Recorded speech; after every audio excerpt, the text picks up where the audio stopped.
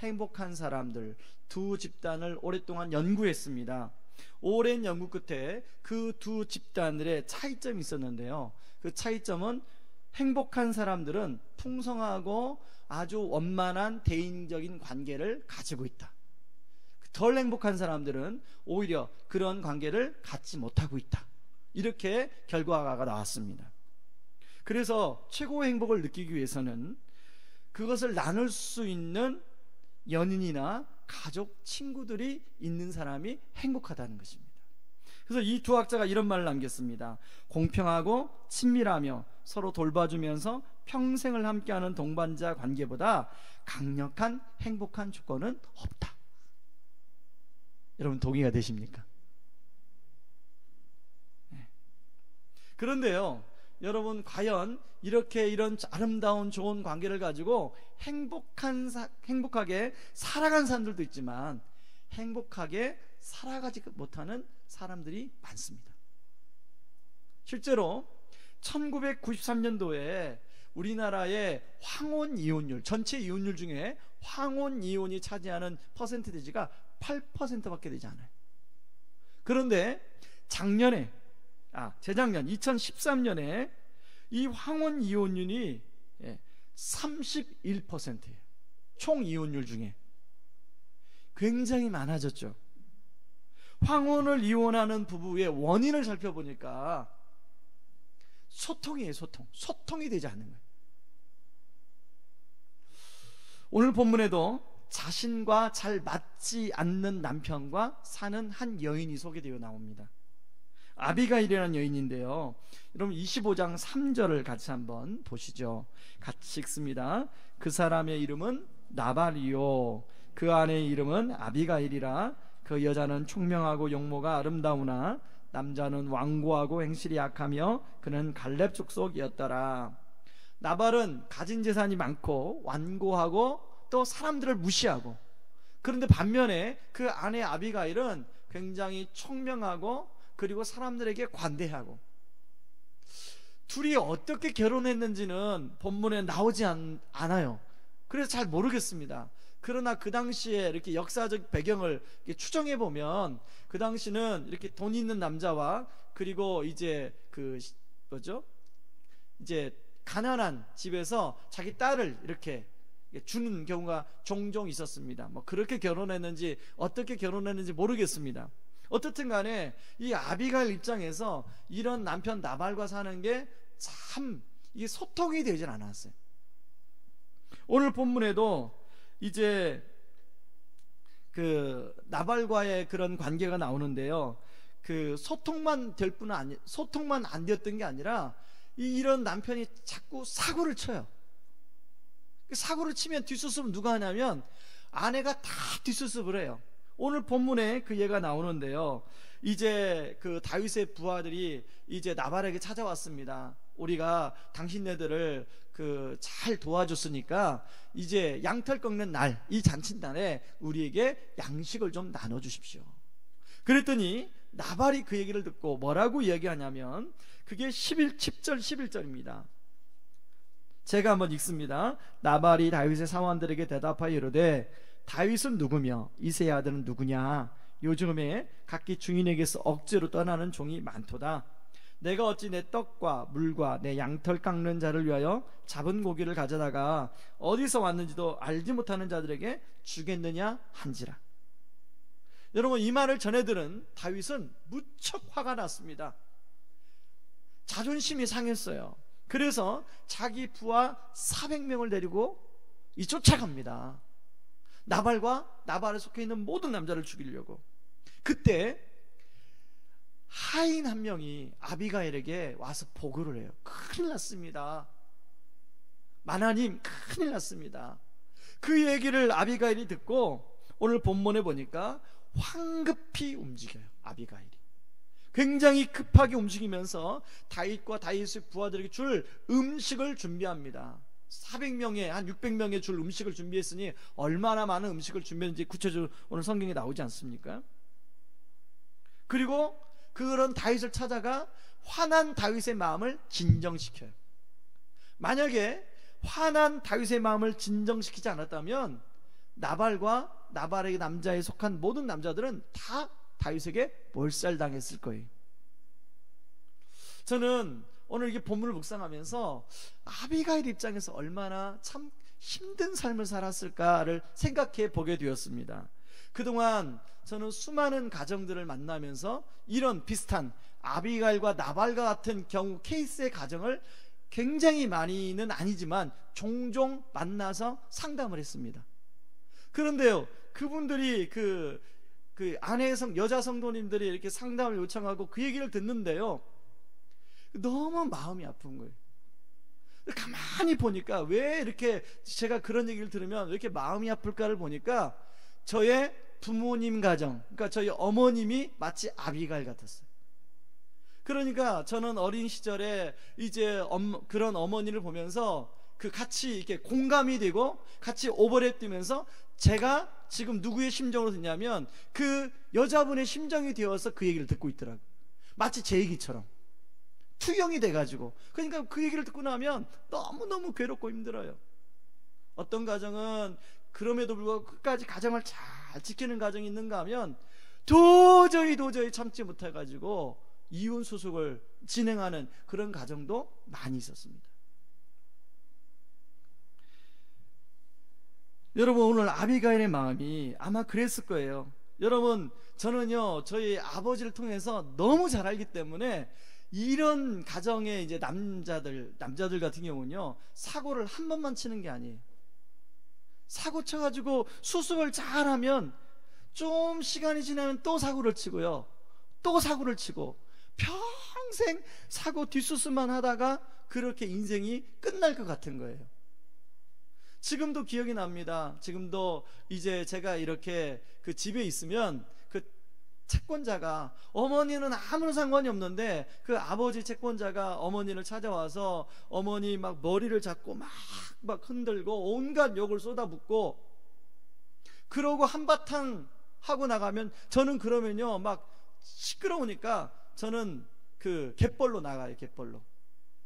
그래서 막 고독을 씹고, 왜 막 우리 집은 왜 이래야 되나 고독을 씹고 그런 시절을 보냈는데요, 고3 때 특별히 정말 그랬던 게 많았던 것 같아요.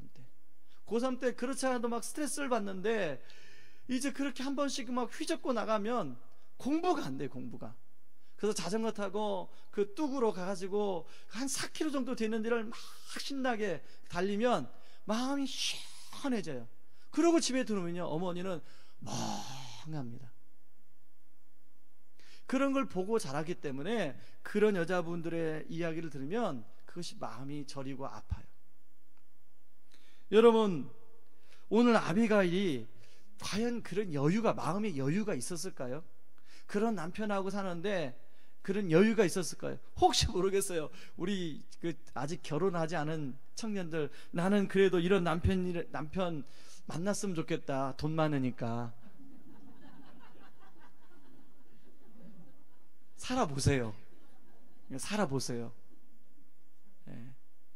저는요 참 진짜 아무튼 험난한 케이스도 많이 봐요. 험난한 케이스. 예, 사자 들어가는 남편하고 결혼해가지고 그냥 그 여자분이 막 분해가지고 막 사무실 앞에까지 막 칼 들고 쫓아가고 막 그런, 아무튼 그냥 진짜 아무튼 여러 가지 케이스를 많이 봤기 때문에 혹시나 그런 생각 가지고 있으면 저하고 상담해 주세요. 그런데 오늘 여러분 아비가일을 보면요,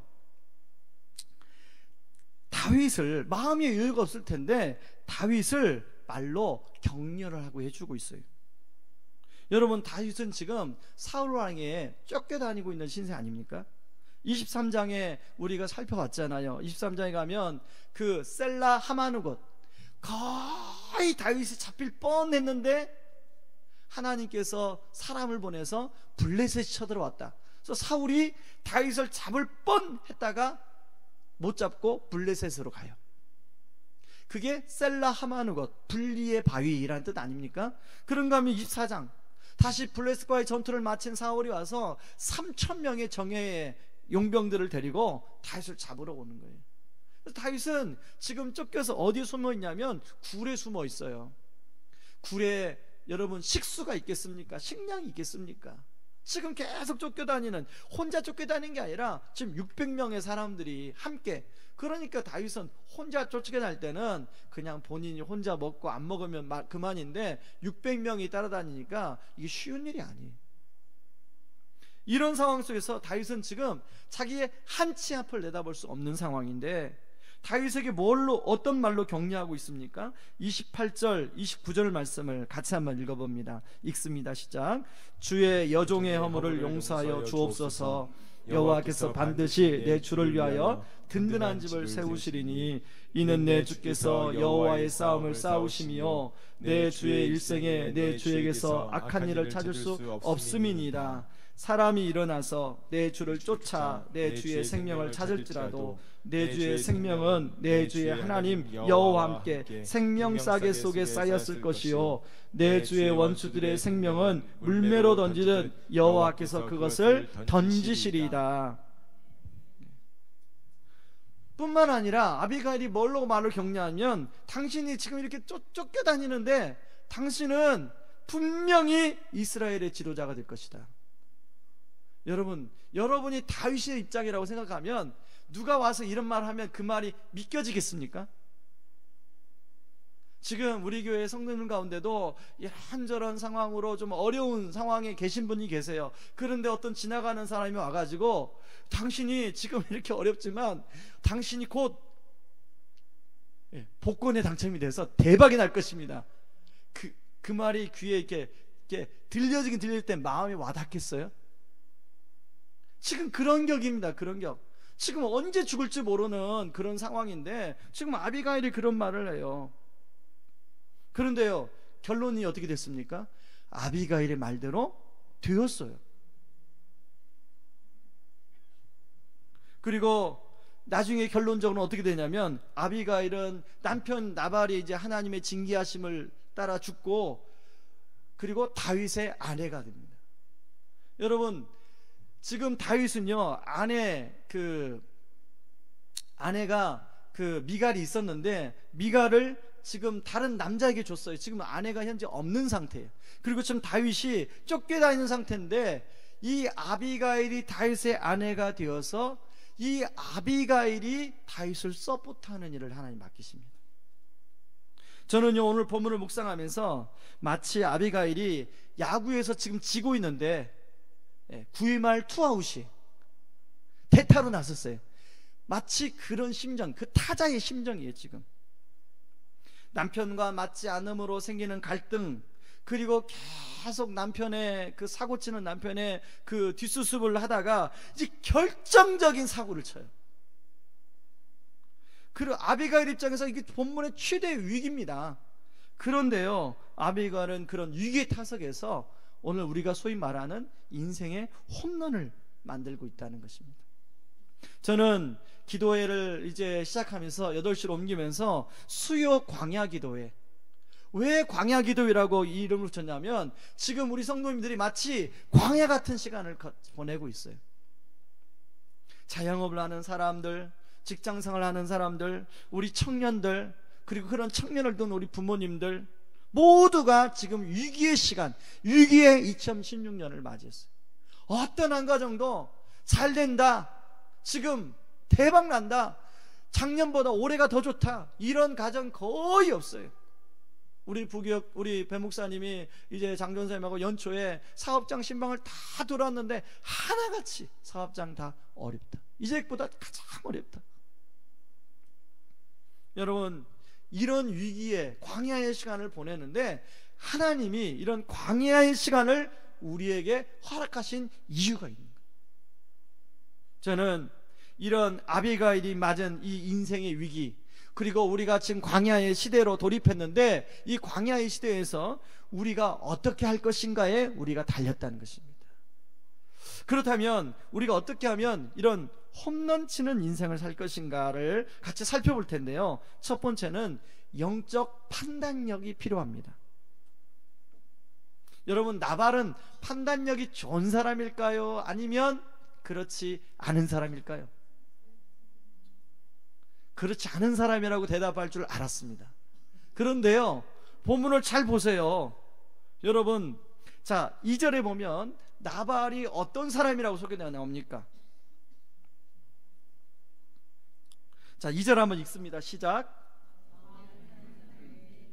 그의 생업이 갈멜에 있고 심히 부하여 양이 3,000마리요 염소가 1,000마리이므로 그가 갈멜에서 그의 양털을 깎고 있었으니.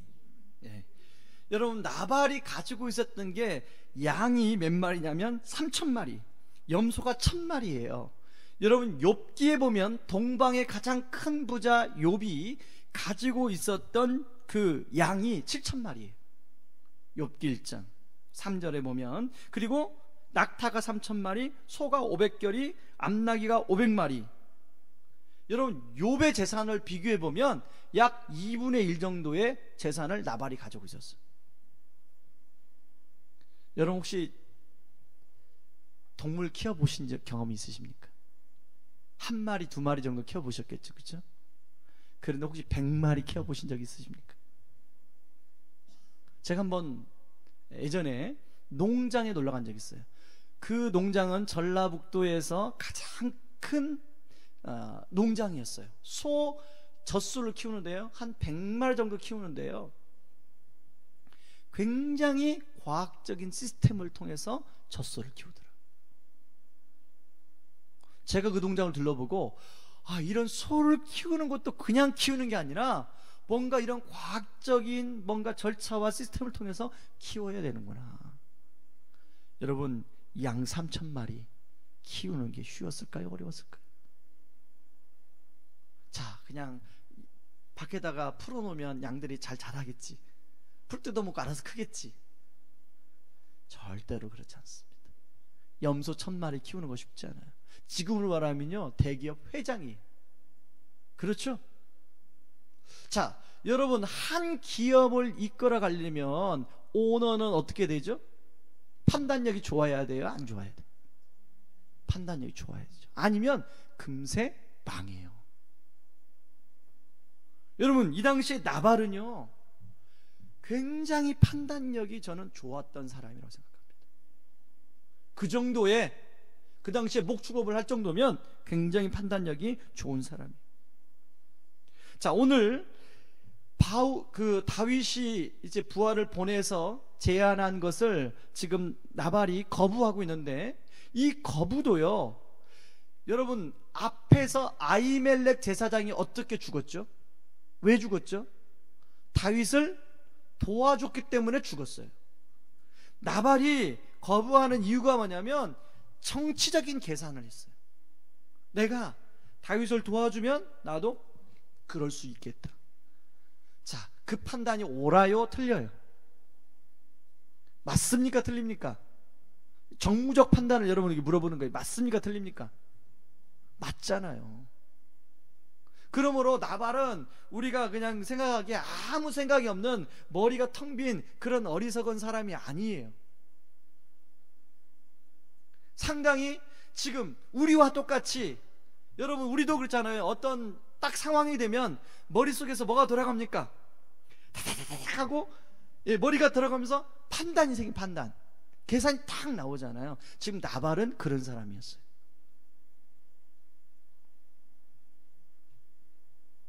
그런데요, 나발에게 한 가지 부족한 게 있는데요, 그건 나중에 좀 살펴보도록 하겠습니다.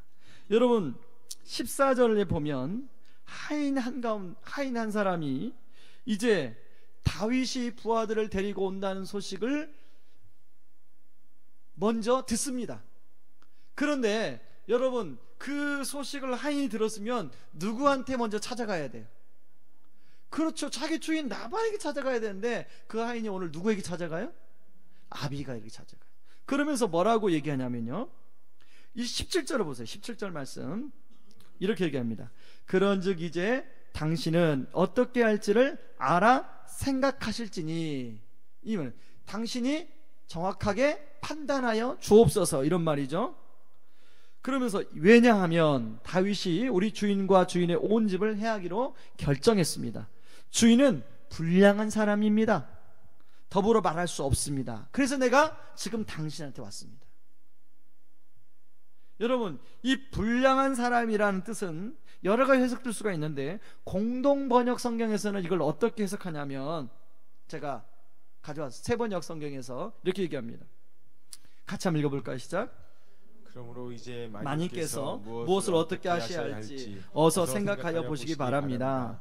다윗의 부하가 틀림없이 주인 어른께 안갚음을 할 텐데 주인 어른의 성격이 불같으시니 말로 보질 수 없습니다. 자, 나발은 어떤 성격이에요? 불같은 성격이어서 함부로 하인이 쉽게 말할 수 없는 거예요. 말하기가 불편한 사람이. 가끔씩 그런 리더가 있죠. 부하 직원이 윗사람에게 어떤 이야기를, 그 윗사람이 좋은 이야기를 해주면 잘 듣는데 조금 자기 생각과 다른 얘기를 해주면 불같이 화를 내는 그런 리더였어요, 나발은.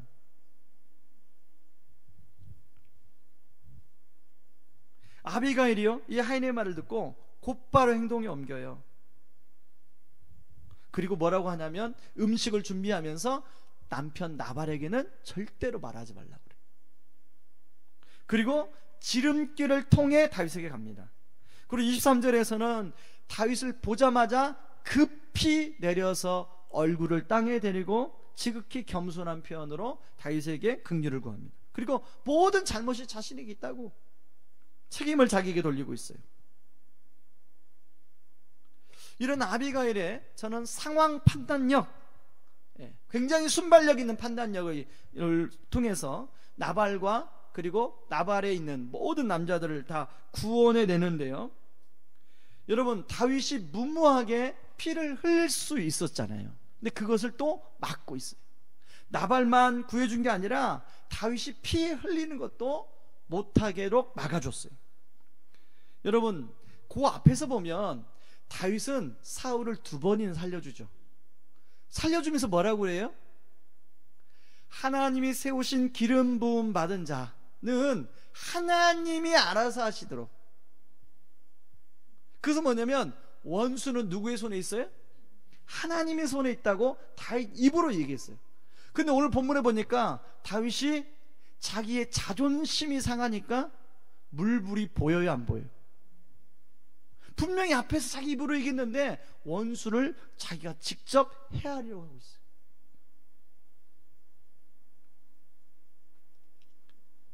여러분, 원수의 갚음은 사람에게 있는 것이 아니라 하나님께 있잖아요, 그죠?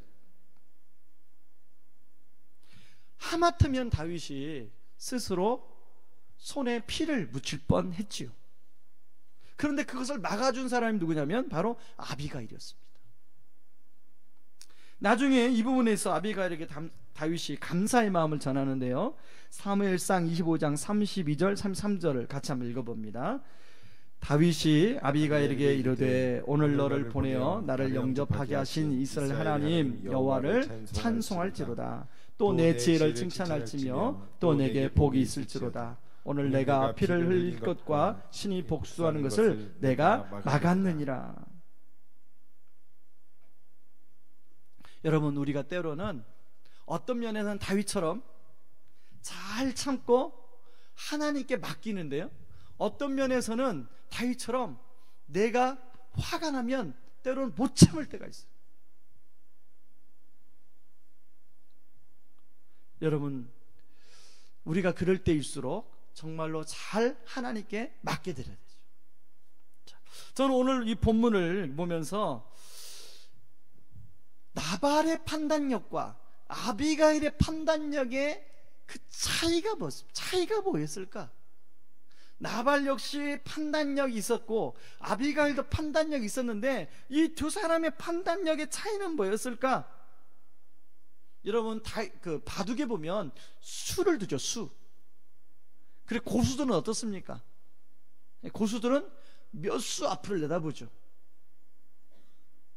여러분, 나발은요, 자기의 어떤 형상적인 수는 나발이 잘 봤습니다. 근데 나발이 보지 못한 수가 뭐냐면 영적인 관점의 수를 나발은 보지 못했어요. 그런데 아비가일은 그런 영적인 관점의 수를 잊고 그것까지 생각하고 판단하고 있다는 거죠. 저는 오늘 이 말씀을 묵상하면서 저도 어떤 상황에서는 아마 여러분들도 동일할 텐데 나름대로 상황 판단을 빨리 하고 수를 계산해서 쉽게 수를 생각해요. 나발처럼. 그런데 하나님이 이끄시는 영적인 수, 그것을 우리가 놓칠 때가 있더라는 거죠. 눈에 보이는 수는 우리가 잘 두는데 눈에 보이지 않는 하나님이 두는 수를 우리가 못 볼 때가 많더라는 거죠. 여러분, 결국은 고수와 하수의 차이는요, 사실은 한 끗 차이로 나눠져요. 오늘 이 본문에서의 나발과 아비가일의 수의 차이는 한 끗 차이인데 그 한 끗이 뭐냐? 바로 눈에 보이지 않는 하나님의 수를 생각하느냐 생각하지 못하느냐.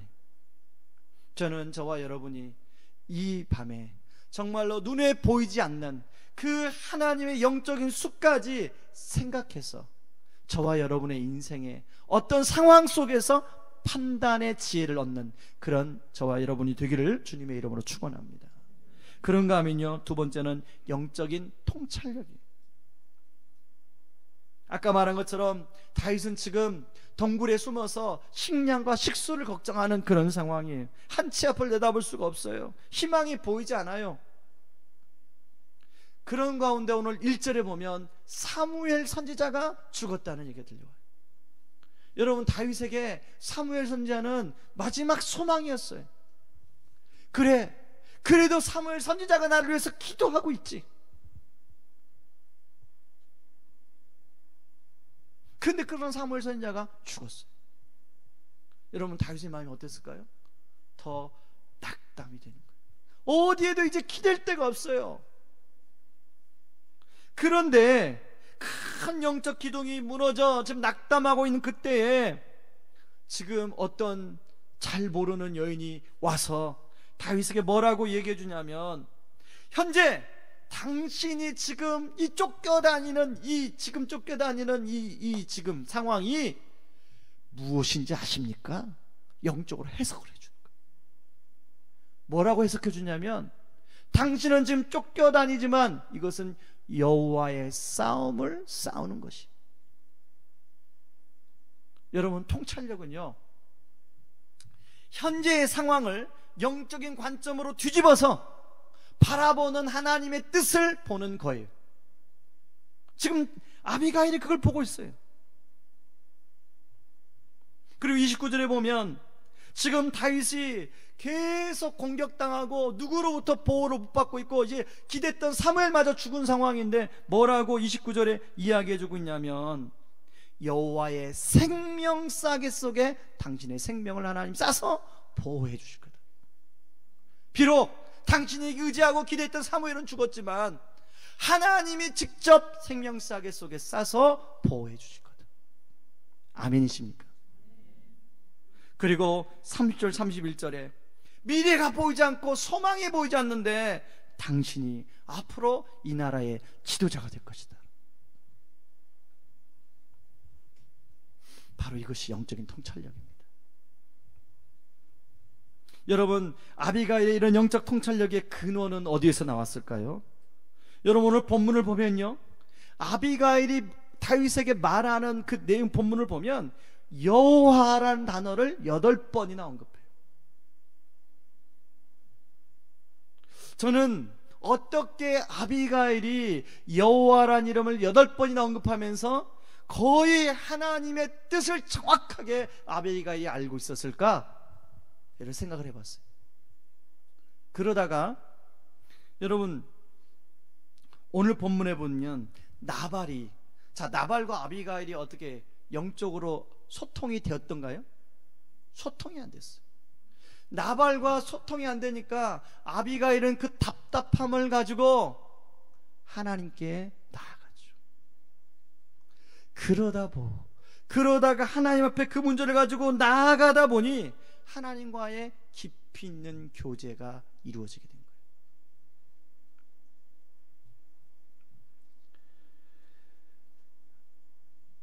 이번에 저희 어머니가 이제 허리 수술을 하게 돼서 제가 지난주 월요일 날, 이번 주 말고 지난주 월요일 날 이제 제가 당번이어서 전주에 내려가서 어머니 옆에서 이제 시간을 이렇게 같이 보내는 시간을 가졌습니다. 그런데 이번에 어머니 옆에서 시간을 보내면서 제가 이제까지 몰랐던 사실을 하나 깨달은 게 있어요.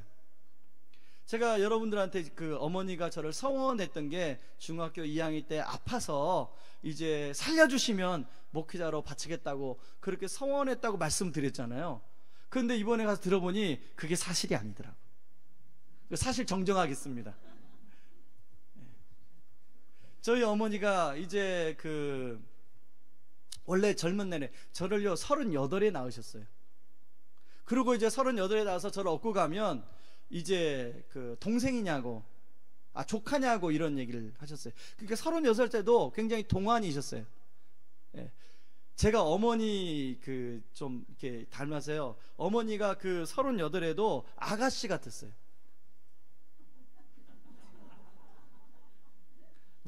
약간 비웃으신데. 예. 그러다 보니까 제가 이제 말하려고 하는 이겁니다. 그러다 보니까 어머니는 별로 믿음이 없었어요. 여러분 그렇잖아요. 이렇게 좀 이렇게 얼굴이 그러신 분들은 별로 하나님께 별로 의지할 게 없어요. 왜?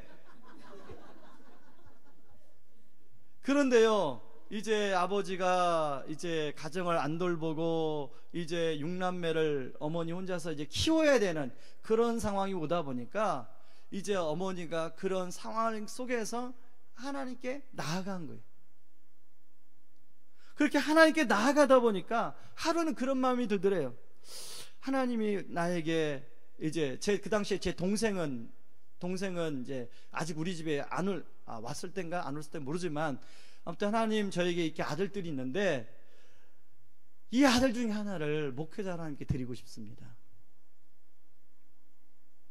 그래서 추운 겨울에 이불을 둘러 뒤집어 쓰고 철야 기도를 계속했대요.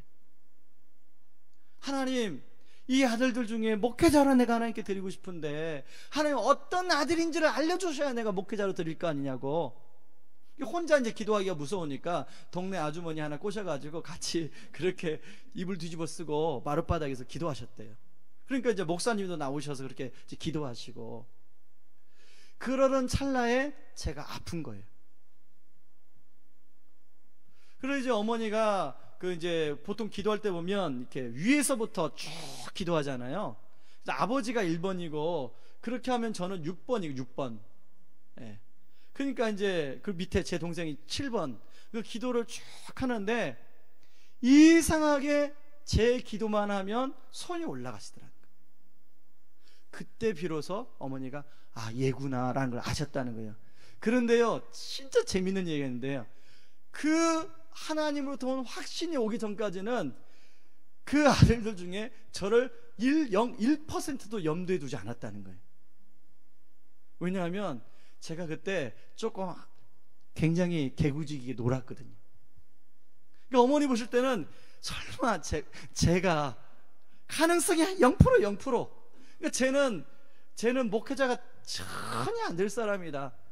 가장 가능성 높았던 게 제 위에 바로 형. 저희 집에서 믿음이 가장 좋고 맨날 학교 가면 네가 저희 위에 형이 기록인데 네가 기록이 동생이냐. 저는 그 말 진짜 듣기 싫었어요.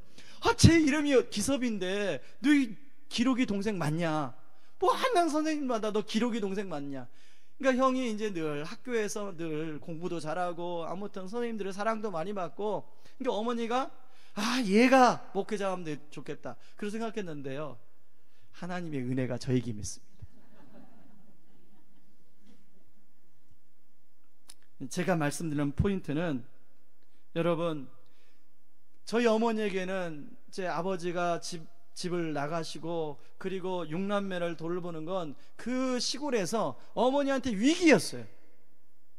그런데 그 위기 속에서 그걸 하나님 앞에 가지고 나아가시고, 그리고 그걸 통해서 하나님이 한 아들 하나를 목회자로 드리고 싶다는 그 마음의 소원을 가지시고, 그리고 그걸 평생 기도하셔서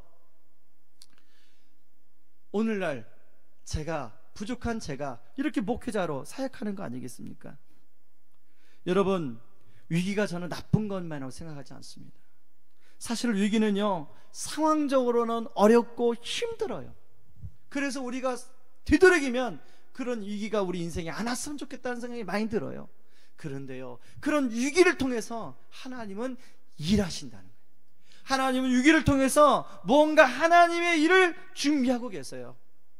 여러분, 한나, 사무엘상 1장에 나오는 한나가 분이나 때문에 하나님께 나간 거잖아요. 한나가 뭐가 부족한 게 있습니까? 한나는 부족한 게 하나도 없어요. 아주 뼈대 있는 집안에, 사무엘상 1장에 보면 아주 뼈대 있는 제사장 집안에 며느리로 들어간 거예요. 시집간 거예요. 하나 부러울 게 없었어요. 분인나가 너무 감사한 거죠. 분인나가 아들을 못 낳는다고 구박하니까 그런 억울한 심정을 가지고 하나님 앞에 나아가 기도하다가 하나님과 심정이 통하는 기도를, 그게 사무엘상 1장 15절입니다. 같이 읽어봅니다. 한나가 대답하여 이르되 내 주여 그렇지 아니하니이다. 나는 마음이 슬픈 여자라 포도주나 독주를 마신 것이 아니요 여호와 앞에 내 심정을 통한 것뿐이오니. 여러분, 하나님과 기도하다가 한나가 여호와와 심정이 통해요. 그래서 2장에 나오는 한나의 노래를 보면, 한나의 노래에서 그 한나가 자신의 문제에서 기도로 시작해서 나중에 이스라엘 왕 그리고 메시아를 위하여 기도하고 있어요. 그래서 학자들은 사무엘상 2장에 나오는 한나의 노래가 사무엘하 마지막 장에 나오는 다윗의 노래가 기도응답이라고 그래요. 그리고 누가복음에 나오는 마리아의 노래가 기도응답이라고 그래요. 하나님과 심정이 통하면 내 문제에서 하나님의 문제를 볼 수 있는 영적인 통찰이 생기는 줄 믿습니다. 그래서 다윗도 이렇게 고백하죠. 고난 당한 것이 내게 유익이라. 이로 말미암아 내가 주의 율례들을 배우게 되었나이다. 그러므로 우리는 지금 광야의 때를 지나고 있는데요, 여러분, 이 광야의 때, 이 광야의 고통만 우리가 누리는 것이 아니라 광야가 주는 유익을 누리는 저와 여러분이 되기를 주님의 이름으로 축원합니다. 우리 시간에 찬양하고 좀 기도하기를 원하는데요, 내게 허락하신 시련을 통해, 이 찬양